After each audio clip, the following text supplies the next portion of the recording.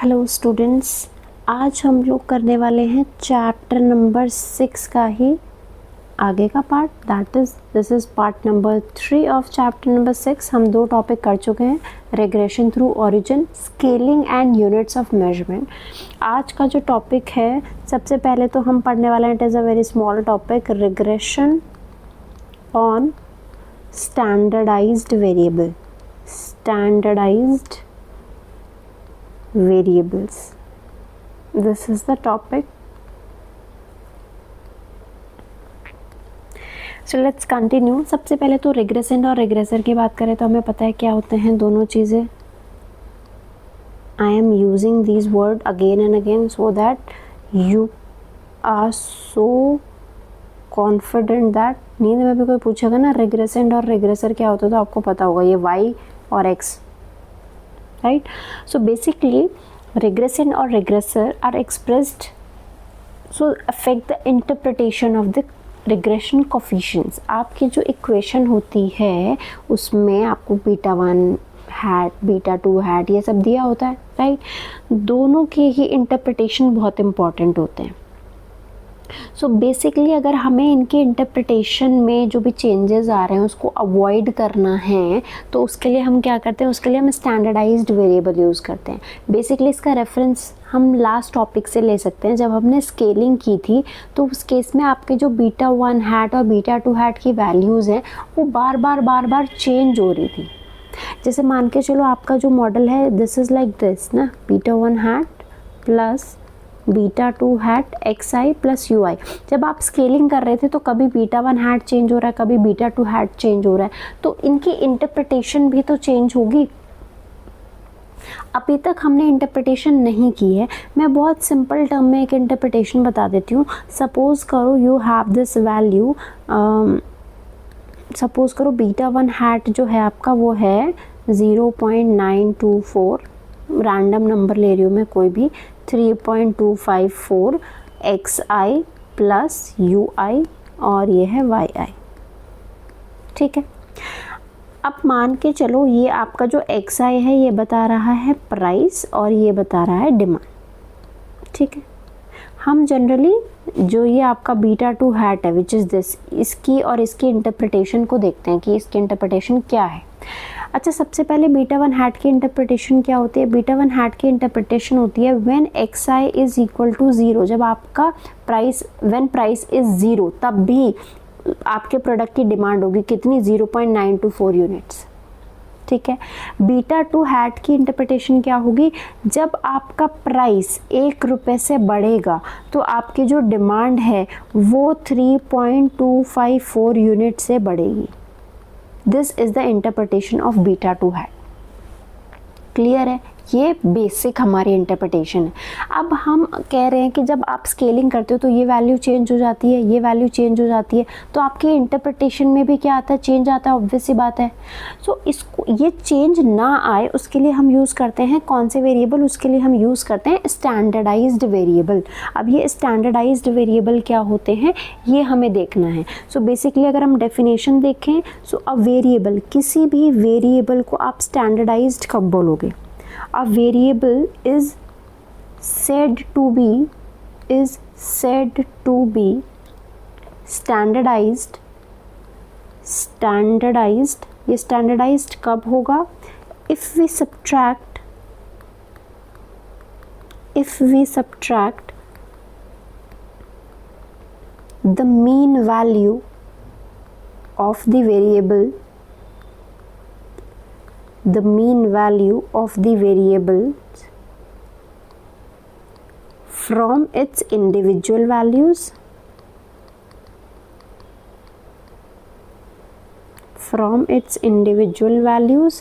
and divide the difference by the standard deviation.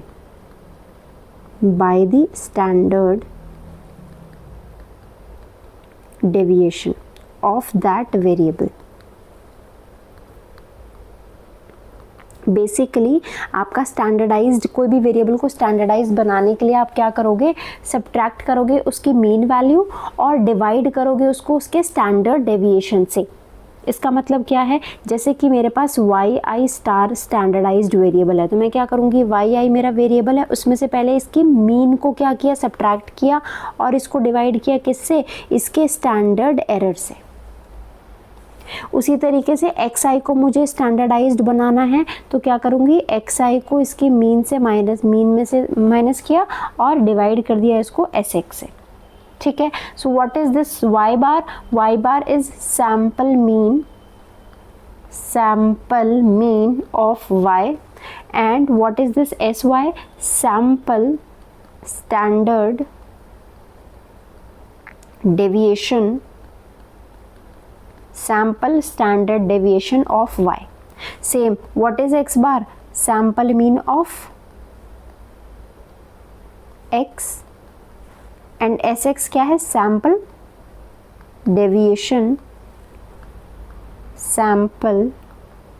deviation of x। Clear है ये चीज़ें। So basically एक interesting property क्या है, एक इंटरेस्टिंग प्रॉपर्टी स्टैंडर्डाइज वेरिएबल की ये है कि हमेशा स्टैंडर्डाइज जो वेरिएबल होगा आपका, उसकी जो मीन होगी वो ज़ीरो होगी और उसका जो वेरिएंस होगा या स्टैंडर्ड डेविएशन होगा वो हमेशा क्या होगा, 1 होगा। मीन 0, वेरिएंस 1, ये इसके क्या है, ये स्टैंडर्डाइज्ड की एक प्रॉपर्टी है। जैसे आप स्टैंडर्डाइज्ड वेरिएबल में सबसे आप आज तक का सबसे इम्पॉर्टेंट वेरिएबल आप जो पढ़ते हो, डिस्ट्रीब्यूशन भी पढ़ते हो, दैट इज जेड होता है आपका स्टैंडर्डाइज्ड वेरिएबल, क्योंकि उसमें से हम क्या करते हैं, मीन वैल्यू माइनस करते हैं और डिवाइड करते हैं उसको एस एक्स से। जेड का अगर आपको फार्मूला याद होगा तो होता है beta 2 hat minus beta 2 upon S E of beta 2 hat. तो this is standard error, minus किया क्या, मीन वैल्यू को। ठीक है, सो यहाँ पे भी हम अब ये है आपका एक स्पेसिफिक वेरिएबल z। हम बात कर रहे हैं हर किसी भी, आप किसी भी वेरिएबल को स्टैंडर्डाइज वेरिएबल बना सकते हो, उसमें से क्या करो, उसके सैम्पल मीन को माइनस कर दो और स्टैंडर्ड डेविएशन से उसको डिवाइड कर दो, और ये सारे जो भी आप कन्वर्ट करोगे स्टैंडर्डाइज वेरिएबल, इनकी मीन और वेरिएंस, मतलब इसकी मीन और वेरिएंस 0 होगी, मीन 0 और वेरिएंस 1 होगा। आई थिंक ये सबको क्लियर होगा। नेक्स्ट चीज़ जो इम्पॉर्टेंट है वो क्या है, जैसे आपके पास सबसे पहले बाईवेरिएट रिग्रेशन जो है, बाईवेरिएट रिग्रेशन। अब यहाँ पे बाईवेरिएट सुन के ऐसे सदमे में नहीं आ जाना है कि अरे ये कौन सी नई टर्म आ गई। बाईवेरिएट डिस्ट्रीब्यूशन जहाँ पे 2 वेरिएबल हों, 2 वेरिएबल रिग्रेशन को ही क्या कहते हैं, बाईवेरिएट रिग्रेशन बोलते हैं। तो इक्वेशन क्या है, अभी तक जो पढ़ते आ रहे हैं, Y I is equal to beta 1 beta 2 X I plus U I, right. अब हमने क्या करना है, we could run regression on the standardised variable also. हम क्या करेंगे, स्टैंडर्डाइज्ड वेरिएबल में कन्वर्ट करेंगे इसको। अब एक चीज़ मेंशन करने वाली है यहाँ पे, जब आप इसको स्टैंडर्डाइज्ड में चेंज कर रहे हैं, स्टैंडर्डाइज्ड रिग्रेशन जो आपका होगा वो किस टाइप का दिखेगा, y की जगह वाई आई स्टार आ जाएगा, राइट, और आपके पास आ जाएगा बीटा 2 स्टार एक्स आई स्टार प्लस यू आई स्टार। क्लियर है ये चीज़। अब यहाँ से ये वाली टर्म कहाँ गायब हो गई, कहाँ चली गई, अपनी मर्जी से गायब हो गई क्या, नहीं, अपनी मर्जी से गायब नहीं हुई है। जब आप स्टैंडर्डाइज्ड वेरिएबल बनाते हो ना, स्टैंडर्डाइज्ड वेरिएबल में कन्वर्ट करते हो, तो क्या होती है, जो आपकी इंटरसेप्ट टर्म है वो 0 हो जाती है। इंटरसेप्ट टर्म जो है वो 0 क्यों हो जाती है, एक बार ज़रा देख लेते हैं। बीटा 1 हैट की जो वैल्यू होती है वो किसके बराबर होती है, वाई बार माइनस बीटा 2 हैट एक्स बार, यही होता है, राइट। बट स्टैंडर्डाइज्ड वेरिएबल में mean values of the dependent variable और रिग्रेसर क्या हो जाती है, मीन वैल्यू 0 हो जाती है, नहीं हो जाती, वाई बार और एक्स बार, अभी बताया था पीछे, मीन वैल्यू क्या हो जाती है, 0 हो जाती है। स्टैंडर्डाइज्ड वेरिएबल की मीन वैल्यू 0 हो जाती है, तो यहाँ तो ये 0 ही हो जाएगा, तो हमें इसे लेने की ज़रूरत ही नहीं है, राइट, इसलिए ये गायब हो गया इक्वेशन से। तो ये पता होना चाहिए कि ऊपर तो बीटा 1 भी था, नीचे आते आते कहाँ चला गया। सो नीचे आते आते पता चल रहा है हमें कि भाई जब हमने उसकी वैल्यू डाली तो पता चल रहा है कि उसकी तो मीन वैल्यू 0 होती है, तो वो गायब हो गया। ठीक है। सो ये आपकी अल्टीमेट इक्वेशन आ गई, this is the equation. Standardised के केस में दिस इज़ द इक्वेशन। अरे एक और नई चीज़ निकल के आई यहाँ पे, तो क्या निकल के आई? अभी फर्स्ट टॉपिक जो हमने चैप्टर नंबर 6 में पढ़ा था वो क्या पढ़ा था? Regression through origin. Regression through origin, क्या ये इक्वेशन उसकी जैसी नज़र नहीं आ रही है? यहाँ पे भी इंटरसेप्ट टर्म गायब है, तो ये बिल्कुल वही इक्वेशन आ चुकी है, यहाँ पे सेम टू सेम इक्वेशन आ चुकी है। ठीक है, क्लियर है? ओके। नाउ जो इंटरप्रिटेशन होती है, the interpretation of the regressor, यहाँ पे वो क्या आती है? Increases by 1 standard deviation on average the regression increases by beta 2 star deviation unit. क्या कह रहे हैं हम, क्या बोल गए? अगर मुझे ये बीटा 2 स्टार को इंटरप्रेट करना है यहाँ पे, तो मैं कैसे इंटरप्रेट करूँगी? मुझे अभी कुछ नहीं पता एक्स आई क्या है, वाई आई क्या है। इन सिंपल लैंग्वेज मैं इसको कैसे इंटरप्रेट करूँगी? इफ़ द रिग्रेसर, रिग्रेसर कौन होता है? एक्स होता है, और ये स्टैंडर्डाइज वाला है। इंक्रीजेज बाय 1 स्टैंडर्ड डेविएशन, अगर ये 1 स्टैंडर्ड डेविएशन से क्या हो जाता है? इंक्रीज करता है, तो ऑन एवरेज, एक तो हमेशा याद रखें जब भी आप इसको इंटरप्रेट करेंगे, ये ऑन एवरेज वर्ड साथ में लेके चलना है। ठीक है, जैसे क्या होता है, वो एक यूट्यूबर क्या करते हैं, यूट्यूबर हो गया, कोई भी आपका ऐसा पर्सन हो गया जिसके लिए कैमरा माइक बहुत ज़रूरी है, तो वो कैमरा माइक साथ लेके चलेंगे ना हर जगह। तो ऐसे ये जब भी आप इंटरप्रिटेशन करेंगे ना बीटा 2 स्टार की या बीटा 2 की भी कभी भी इंटरप्रिटेशन करेंगे, ये ऑन एवरेज वर्ड अपने साथ लेके चलना है, इसको नहीं छोड़ना, इसको हमेशा पकड़ के रखना। अगर ये भूल गए तो इंटरप्रिटेशन गलत, इंटरप्रिटेशन का आधा नंबर गए। अगर इंटरप्रिटेशन 3 मार्क्स का पूछा गया, 1.5 मार्क्स मिलेंगे इसमें, याद रखना। सो यहाँ पे स्पेसिफिकली हम इंटरप्रिटेशन की बात क्या कर रहे हैं? If the regressor increases by 1 standard deviation on average, आपका क्या? ऑन एवरेज द रिग्रेसेंट, रिग्रेसेंट क्या होता है? y, द रिग्रेसेंट मतलब y है स्टार, इंक्रीजेज बाय प्लस है ना, इंक्रीजेज बाय कितने से इंक्रीज करेगा? Beta 2 star standard deviation unit. ये स्टैंडर्ड डेविएशन वर्ड नहीं छोड़ना है हमें when we are interpreting regression through origin, और स्पेशली स्टैंडर्डाइज्ड रिग्रेशन को जब हम क्या कर रहे हैं? इंटरप्रेट कर रहे हैं। अब एक एक चीज़ बेटा, इंटरप्रिटेशन को आप लोग इस चैप्टर से अपने साथ रखो। कोई भी आपसे इक्वेशन पूछी जा रही है, उसका इंटरप्रिटेशन बिना पूछे खुद ही कर दो दिमाग में कि इसको हम इस तरीके से इंटरप्रेट करेंगे, क्योंकि इंटरप्रिटेशन का क्वेश्चन 100% आपको एग्जाम में देखने को मिलेगा। तो मैंने अभी पीछे वाली इक्वेशन को इंटरप्रेट किया था, यहाँ पे मैंने क्या इंटरप्रेट किया था? अगर मेरा x इंक्रीज होता है 1 यूनिट से, तो मेरा y जो है वो बीटा 2 यूनिट से इंक्रीज होगा। ये नॉर्मल इंटरप्रिटेशन है, राइट? यहाँ मैं क्या कह रही हूँ? अगर मेरा xi जो मेरा रिग्रेसर है वो इंक्रीज होगा बाय 1 स्टैंडर्ड डेविएशन, क्योंकि यहाँ स्टैंडर्डाइज्ड वेरिएबल ले रही हूँ इसीलिए 1 स्टैंडर्ड डेविएशन, तो ऑन एवरेज मेरा रिग्रेसेंट क्या होगा? इंक्रीज होगा by beta 2 star standard deviation unit. ये क्लियर है? अब मैं इसके लिए एक इक्वेशन लिखती हूँ और अच्छे से समझ आएगा इंटरप्रिटेशन कैसे करते हैं। जैसे कि मान के चलो वही सेम एग्जाम्पल है मेरे पास, GPDIT हैट -926090 प्लस 0.2535, ये पॉइंट है यहाँ पे, और GDPT। ठीक है, आपका ये क्या है? ग्रॉस प्राइवेट डोमेस्टिक इन्वेस्टमेंट, ये है GDP। ठीक है, एक नॉर्मल सी बात हमें पता है कि GDP बढ़ने से आप, अब देखो यहाँ पे और चीज़ें भी दी हुई हैं, आपके स्टैंडर्ड एरर वगैरह भी दिए हुए हैं, वो सब हमें अभी फ़िलहाल ज़रूरत नहीं है, हमें सिर्फ इंटरप्रिटेशन देखनी है। तो इस इक्वेशन की इंटरप्रिटेशन क्या होगी? अभी मैंने स्टैंडर्डाइज नहीं किया इसको, तो इसकी इंटरप्रिटेशन क्या होगी?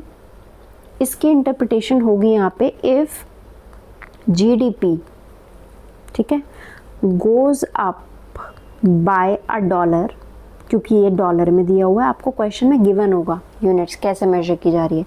अगर आपका GDP $1 से बढ़ता है, ऑन एवरेज, मैंने क्या कहा था, कभी भी आप इंटरप्रिटेशन करोगे इस वर्ड को मत छोड़ना, ऑन एवरेज जो ये है GPDI गोज़ अप, जाएगी तो अप ही क्योंकि यहाँ प्लस का साइन है, गोज़ अप बाय कितना, अबाउट